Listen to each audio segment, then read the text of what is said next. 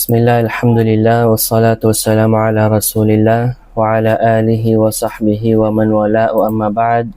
Fa inshallah subhanahu wa ta'ala, sa araw na ito ay ka-13th gabi ng Zulhijjah sa year 1446 Ba'd al-Hijrah, na naayon sa June 8, 2025. Ipagpapatuloy natin ang ating klase sa Al-Qawaid Al-Arba' gamit ang syarh ni Sheikh Salih bin Fawzan Al-Fawzan hafidhahullahu wa ta'ala. At ang lesson na ito ay lesson number 14. At alhamdulillah, pagkatapos ng almost 5 months, ipagpapatuloy natin ang klase na ito. So sinabi ni Sheikh Salih bin Fawzan Al-Fawzan hafidhahullahu ta'ala, qal wa idha batuliya sabar. Sinabi niya, ibig sabihin si Sheikh Muhammad bin Abdul Wahhab rahimahullah ta'ala, at kapag siya ay nasubukan, siya ay nagtitiis. Siya ay nagtitiis o siya ay may sabar.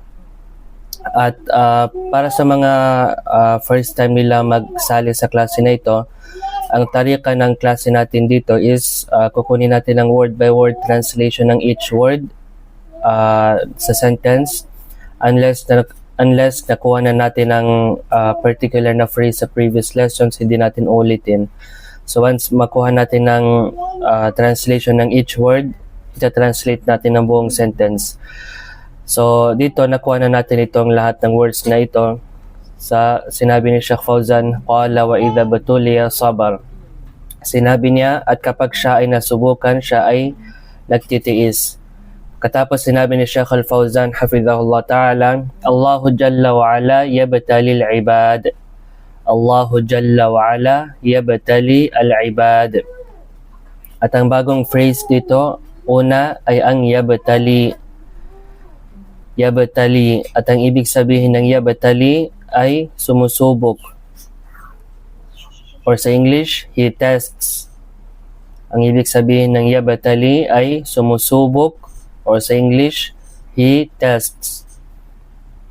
Ang next na word ay al-ibad. Al-ibad. At ang ibig sabihin ng al-ibad ay ang mga alipin. Ang mga alipin. Or sa English, the slaves. At ang word na al-ibad ay jam' or plural ng word na abd.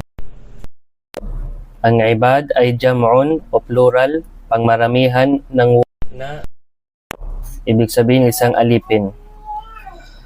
At ang kabuang translation nito ay Allahu Jalla wa Ala yabtalil ibad. Ang Allah, ang napakadakila at ang kataas-taasan ay sumusubok sa mga alipin. Ang Allah, ang napakadakila at ang kataas-taasan ay sumusubok sa mga alipin. Pagkatapos, sinabi ni Sheikh Al-Fawzan hafidhahullahu ta'ala, yabtalihim bil masaibi wa yabtalihim bil makarihi. Yabtalihim bil masaibi wa yabtalihim bil makarihi. At ang unang bagong salita dito ay yabtalihim. At ang ibig sabihin ng yabtalihim ay sinusubok niya sila. Sinusubok niya sila. Or sa English, he tests them. Yabtalihim, sinusubok niya sila. Or sa English, he tests them. Ang next na word ay al-masaib. Al-masaib. At ang word na al-masaib ay jam'un o pangmaramihan ng word na musibatun. Al-masaib ay jam'un o pangmaramihan ng salita na musibatun. At ang translation nito ay ang mga kapinsalaan.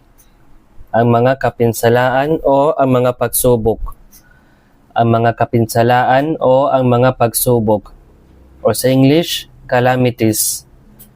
Sa English, calamities. Ang next na word ay al-makari. Al-makari. Ang ibig sabihin ng al-makari ay sa mga hindi kanais-nais. Ang mga hindi kanais-nais. Or sa English, things which are disliked. things which are disliked. At ang whole translation ng phrase yabtalihim bil masaibi wa yabtalihim bil makarihi ay sinusubok niya sila sa pamamagitan ng mga kapinsalaan at mga hindi kanais-nais na mga bagay. Pagkatapos sinabi ni Shaykh Al-Fawzan hafidhahullah ta'ala, yabtalihim bil a'da'i min al-kuffari wal munafiqin. Yabtalihim bil a'da'i min al-kuffari wal munafiqin. At ang ibig sabihin ng al-a'da ay ang mga kalaban. Ang ibig sabihin ng al-a'da ay ang mga kalaban. Or sa English, the enemies. At ang al-a'da ay jam'un, pangmaramihan ng word al-aduwu. Al-aduwu. Alif, lam, ain, dal, waw. Al-aduwu. Ang next na word ay al-kuffar. Al-kuffar. At ang ibig sabihin ng al-kuffar ay mga hindi nananampalataya. Mga hindi nananampalataya. Or sa English, disbelievers. At ang mufrad ng word na al-kuffar, ang pang-isahan ng word na al-kuffar ay kafirun. Kafirun. Kaf, alif, fa, ra. At ang next na word ay al-munafiqin. Al-munafiqin. At ang ibig sabihin ng al-munafiqin ay ang mga mapagkunwari. Ang mga mapagkunwari o sa English, the hypocrites. Ang mapagkunwari or sa English, the hypocrites. So ang translation nito ay ang phrase, yabtalihim bil a'da'i min al-kuffari wal munafiqin. Sinusubok niya sila sa pamamagitan ng mga kalaban mula sa mga di nananampalataya at mga mapagkunwari, mula sa mga kuffar at mga munafiqin. Sinusubok niya sila sa pamamagitan ng mga kalaban mula sa mga di nananampalataya at mga mapagkunwari. Pagkatapos sinabi ni Shaykh Al-Fawzan hafidhahullah ta'ala, فَيَحْتَاجُونَ إِلَى الصَّبْرِ وَعَدَمِ الْيَأْسِ وَعَدَمِ الْقُنُوطِ مِنْ رَحْمَةِ اللَّهِ. فَيَحْتَاجُونَ إِلَى الصَّبْرِ وَعَدَمِ الْيَأْسِ وَعَدَمِ الْقُنُوطِ مِنْ رَحْمَةِ اللَّهِ. Ang unang phrase dito, ang unang bagong phrase dito ay فَيَحْتَاجُونَ. فَيَحْتَاجُونَ. At ang ibig sabihin ng فَيَحْتَاجُونَ ay kaya kailangan nila. Kaya kailangan nila. O sa English, so they need. So they need. At ang next na bagong phrase dito ay as-sabr. As-sabr. At ang ibig sabihin ng as-sabr ay ang pagtitiis. Ang ibig sabihin ng as-sabr ay ang pagtitiis or sa English, patience. At ang as-sabr dito ay ismun o noun siya. Ang as-sabr dito ay noun at ito ay tulad ng word na nakuha natin sa mga previous natin na mga klase, sabara. Ang word na sabara. At ang word na sabara ay verb, fi'l. At ang word na as-sabru ay noun. O sa Arabic, ismun. At ang next na phrase ay Adam. Adam. At ang ibig sabihin ng Adamun ay at kawalan. Ang kawalan. O sa, in other words, hindi. So depende ito sa phrase or depende ito sa mga sentences. So wala itong specific na translation. At ang next na word ay al-ya'su. Al-ya'su.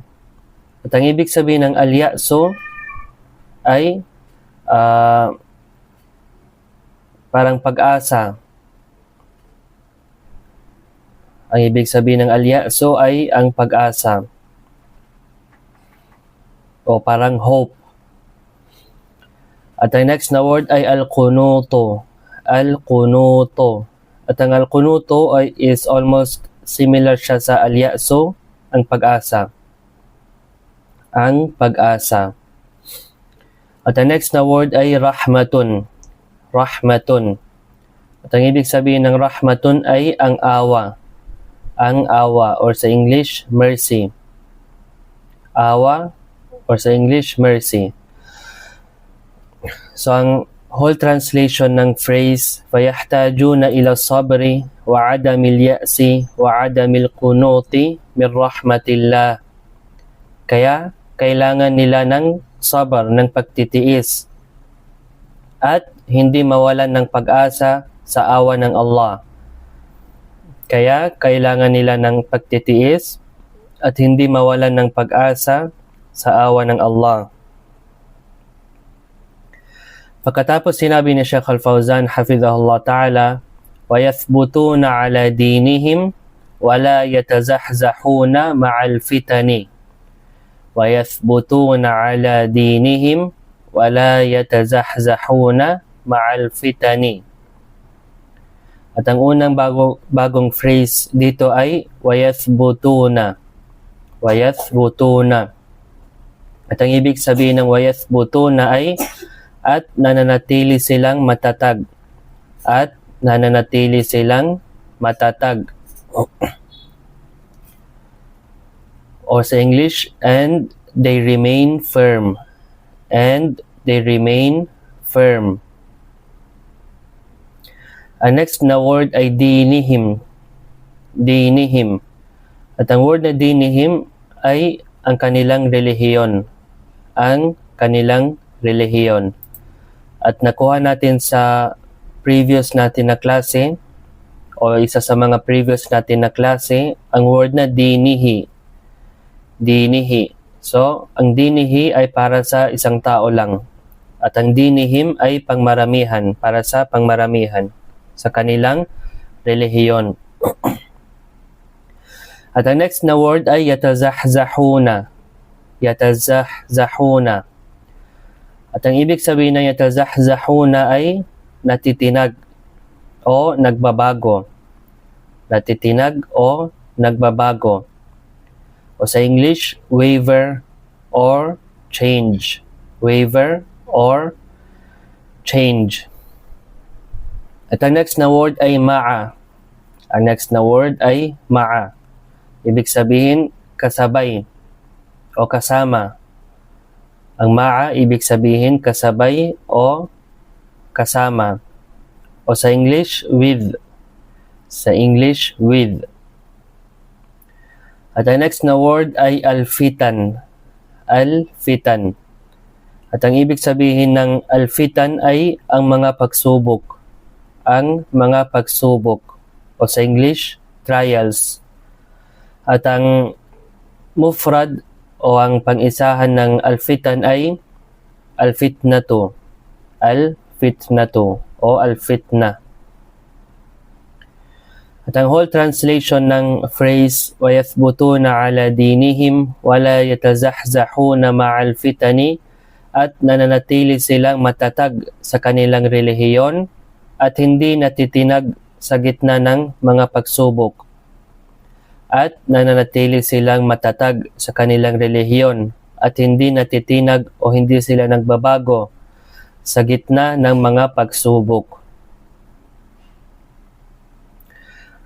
Ang next na phrase sa sinabi ni Sheikh Al-Fawzan hafizahullah ta'ala, أَوْ يَسْتَسْلِمُونَ لِلْفِتَنِ بَلْ يَثْبُتُونَ عَلَى دِينِهِمْ أَوْ يَسْتَسْلِمُونَ لِلْفِتَنِ بَلْ يَثْبُتُونَ عَلَى دِينِهِمْ. Ang unang phrase dito ay yastaslimuna. Ang ibig sabihin ng yastaslimuna ay sumusuko. Yastaslimuna, ibig sabihin sumusuko o sila ay sumusuko. Sila ay sumusuko. O sa English, they surrender. They surrender. At ang ikalawang bagong phrase dito ay bal. Ang ikalawang bagong phrase dito ay bal. Ibig sabihin, bakos. Bakos. O sa English, rather. Bakos o sa English, rather. At ang whole translation ng phrase, aw yastaslimuna lil fitani bal yathbutuna ala dinihim. O sila ay sumusuko sa mga pagsubok. Bakos nananatili silang matatag sa kanilang relihiyon. O sila ay sumusuko sa mga pagsubok. Bakos nananatili silang matatag sa kanilang relihiyon. Ang next na phrase ay وَيَصْبِرُونَ عَلَى مَا يُقَاسُونَ مِنَ الْأَتْعَابِ فِي سَبِيلِهَا وَيَصْبِرُونَ عَلَى مَا يُقَاسُونَ مِنَ الْأَتْعَابِ فِي سَبِيلِهَا. At ang unang phrase dito ay وَيَصْبِرُونَ. وَيَصْبِرُونَ. At ang ibig sabihin ng وَيَصْبِرُونَ ay at nagtitiis sila. At nagtitiis sila. O sa English, and they endure. And they endure or and they remain patient. At ang next na phrase ay yuqasuna. Yuqasuna. At ang ibig sabihin ng yuqasuna ay dinaranas nila. Dinaranas nila. O sa English, they suffer. They suffer. At ang next na phrase ay al-at'abu. Al-at'abu. At ang ibig sabihin ng al-at'abu ay mga paghihirap. Mga paghihirap. O sa English, hardships. Mga paghihirap or sa English, hardships. At ang next na phrase ay sabiliha. Ang next na phrase ay sabiliha.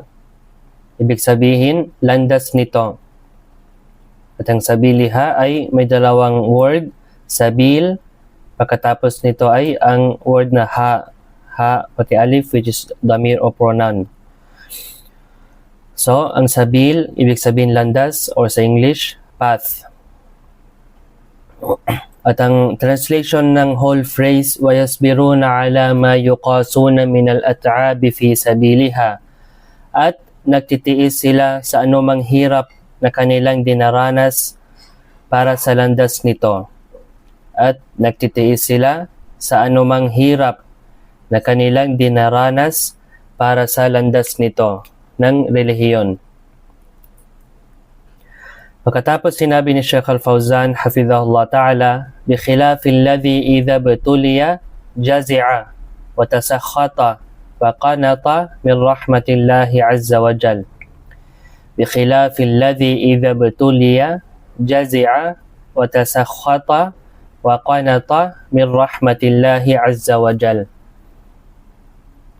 Ang unang phrase dito ay bikhilaf. Bikhilaf. Ibig sabihin, salungat sa. Salungat sa. O sa English, as opposed to. As opposed to.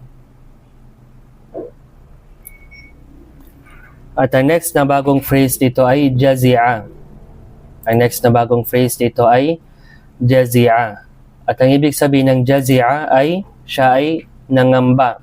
Siya ay nangamba o nanghina ang loob. Siya ay nangamba o nanghina ang kanyang loob. At ang next na phrase ay watasakhata. Watasakhata. At ang ibig sabihin ng watasakhata ay siya ay nagrereklamo. Siya ay nagreklamo o siya ay nagalit. Siya ay nagreklamo o siya ay nagalit. At ang translation ng phrase بِخِلَافِ الَّذِي إِذَا بْتُلِيَ جَزِعَ وَتَسَخَّطَ وَقَنَطَ مِنْ رَحْمَةِ اللَّهِ عَزَّ وَجَلَّ ay salungat sa taong kapag siya ay nasubukan, siya ay nangamba nagalit at nawalan ng pag-asa sa awa ng Allah, ang makapangyarihan at ang kataas-taasan. Salungat sa taong kapag siya ay nasubukan, siya ay nangamba, nagalit at nawalan ng pag-asa sa awa ng Allah, ang makapangyarihan at ang kataas-taasan.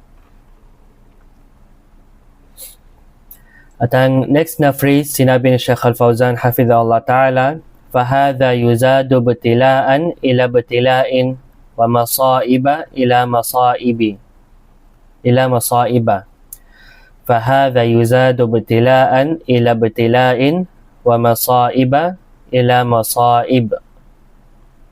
Ang bagong phrase dito una ay ang word na yuzad. Yuzad. At ang ibig sabihin ng yuzad ay nadadagdagan. Ang yuzad, ibig sabihin, nadadagdagan. O sa English, increased. Nadadagdagan o increased. At ang next na phrase ay ibtilaun. Ibtilaun. Ibig sabihin, pagsubok. Ibig sabihin, pagsubok. At ang next na word ay masaib. Masaib. At ang ibig sabihin ng al-masaib ay ang kapinsalaan o ang pagsubok. Ang kapinsalaan o ang pagsubok. At ang word na ila dito, may specific na translation para dito. Kasi sinabi dito, yuzadu bitilaan ila ibtilain. So inulit ang dalawang word ibtila dito at sa gitna nila ay may ila. Gayon din sa masaib, masaiba ila masaib. So ang ila dito ay sa ibabaw ng isa pa. Sa ibabaw ng isa pa. So halimbawa ibtilaan ila ibtilain, ang pagsubok sa ibabaw ng isa pang pagsubok. Ang pagsubok sa ibabaw ng isa pang pagsubok. O sa English, trial upon trial. Trial upon another trial. At ang whole translation nito ay, kaya, فَهَذَا يُزَادُ بَتِلَاءً إِلَى بَتِلَاءٍ وَمَصَائِبَ إِلَى مَصَائِبٍ. Kaya ang ganitong tao ay nadadagdagan ang kanyang pagsubok sa ibabaw ng pagsubok at kapinsalaan sa ibabaw ng kapinsalaan. Kaya ang ganitong tao ay nadadagdagan ng pagsubok sa ibabaw ng pagsubok at kapinsalaan sa ibabaw ng kapinsalaan. Pagkatapos sinabi ni Sheikh Al-Fawzan hafidhahullah ta'ala, Qala sallallahu alayhi wa sallam, Inna Allah idha ahabba qawman ibtalahum. Qala sallallahu alayhi wa sallam, Inna Allah idha ahabba qawman ibtalahum. Ang unang bagong phrase dito ay ang word na ahabba. Ahabba. At ang ibig sabihin ng ahabba ay minahal o minamahal. Ahabba, ibig sabihin minahal o minamahal. Or sa English, loved or loves. Loved or loves. Depende sa sentence. At ang next na word ay qawmun. Qawmun. Ibig sabihin, isang grupo ng tao. Isang grupo ng tao. O sa English, a group of people. At ang next na word ay ibtalahum. Ibtalahum. Ibig sabihin, sila ay kanyang sinusubok. Sila ay kanyang sinusubok. Or sa English, he tests them. He tests them.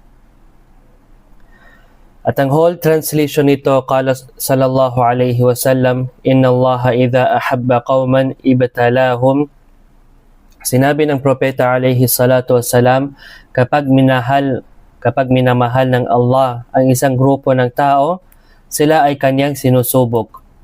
Kapag minamahal ng Allah ang isang grupo ng tao, sila ay kanyang sinusubok. Pagkatapos sinabi ni Sheikh Al-Fawzan, at ito ay patuloy ng hadith na ito, فَمَنْ رَضِيَ فَلَهُ الرِّضَى. فمن رضي فله الرضا ومن سخط فعليه السخط ومن سخط فعليه السخط. So ang unang phrase dito ay radiya. At ang ibig sabihin ng radiya ay nalugod. Nalugod, o sa English is content or is pleased. Is content or is pleased. At the next na word ay falahu. Ang next na word ay falahu. Ibig sabihin, para sa kanya. Para sa kanya. For him. Then for him. Sa English, then for him. At the next na word ay ar-rida. Ar-rida. At ang ibig sabihin ng ar-rida ay ang kaluguran. Ang kaluguran. O sa English, the pleasure. Sa English, the pleasure. At the next na word ay sakhita. Sakhita. At ang word na sakhita ay opposite ng radiya. So ang ibig sabihin ng sakhita ay nagalit o hindi nalugod. Nagalit o hindi nalugod.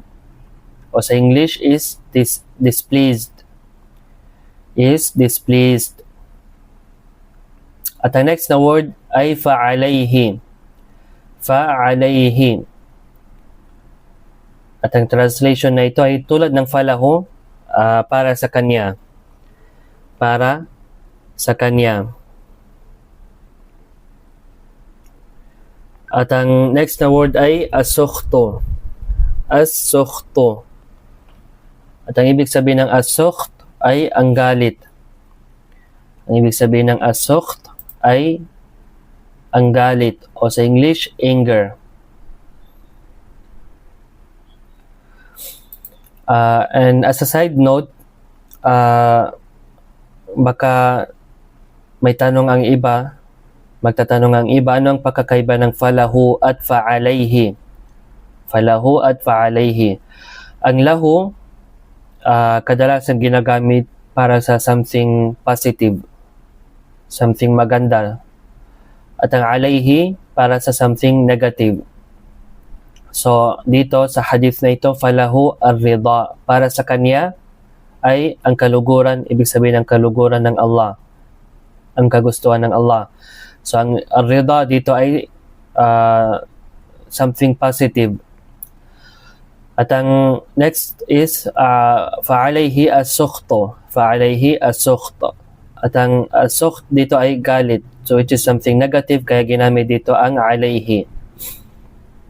At tulad nito ay sa hadith na kinuha natin sa klase natin sa tafsir itong last week, kung saan sinabi ng propeta sallallahu alaihi wasallam, al-Qur'anu hujjatun laka aw alayka. Ang Quran ay hujja, ito ay katibayan, laka, para sa iyo, sa yawm al-qiyamah, something which is positive, aw alayka, o laban sa iyo, which is something negative. At marami mga example nito sa Quran at sa ahadith.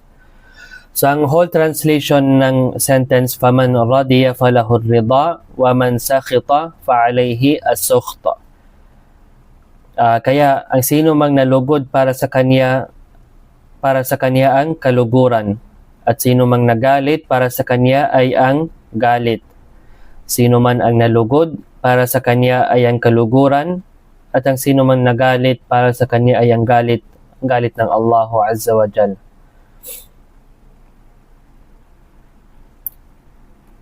Pagkatapos, sinabi ni Sheikh Al-Fawzan hafidhahullah ta'ala, wa a'zamu an-nasi bala'an al-anbiya thumma al-amthal fal-amthal. Wa a'zamu an-nasi bala'an al-anbiya thumma al-amthal fal-amthal. At ang unang phrase dito ay wa'a'zamu. Wa'a'zamu. Ibig sabihin, ang pinakamatindi at ang pinakamatindi, o sa English, the greatest or the most severe. At ang next na phrase ay balaun. Balaun. Ibig sabihin, pagsubok. Ibig sabihin ng balaun ay ang pagsubok.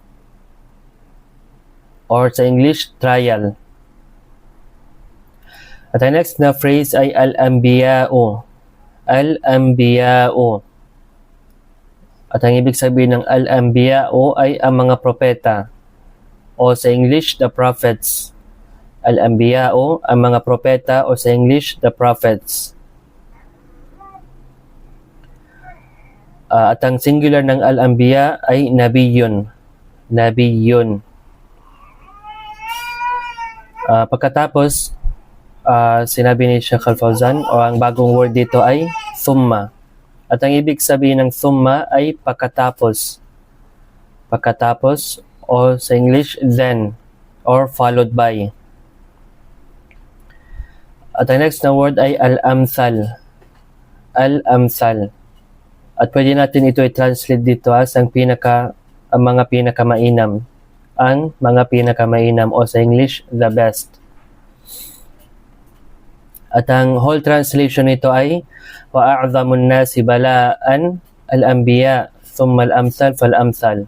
At ang pinakamatinding sinusubok sa mga tao ay ang mga propeta. Pagkatapos ang mga pinakamainam, pagkatapos ang mga sumusunod na pinakamainam. At ang pinakamatitinding sinusubok sa mga tao ay ang mga propeta, pagkatapos ang mga pinakamainam, pagkatapos ang mga sumusunod na pinakamainam. At ito ay galing sa hadith ng propeta alayhi as-salatu wassalam. So, dito tayo mag-stop since umabot na tayo ng 30 minutes para hindi masyado mabigat para sa mga ikhwat at akhawat.